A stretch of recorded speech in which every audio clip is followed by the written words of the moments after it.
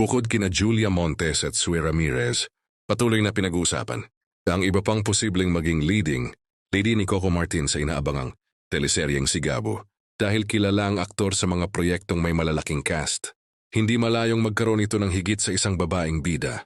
Isa sa mga matunog na pangalan ay si Jane De Leon na napatunayan na ang husay sa action at drama. Marami ang naniniwala na babagay siya sa klase ng seryeng kadalasang ginagawa ni Coco, lalo na kung heavy drama at aksyon ang tema.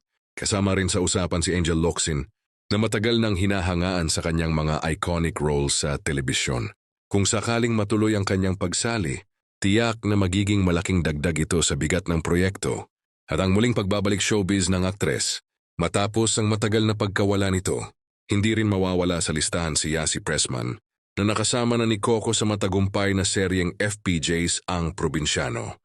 Dahil sa kanilang nabuong chemistry noon, maraming fans ang umaasang muli silang magsasama sa isang proyekto.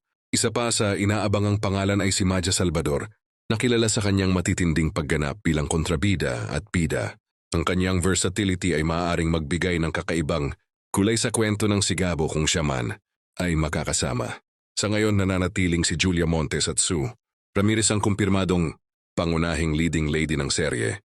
Gayunpaman, dahil sa dami ng lumulutang na pangalan, lalong tumitindi ang excitement ng mga manonood kung sino-sino pa ang makakasama ni Coco Martin sa proyektong ito.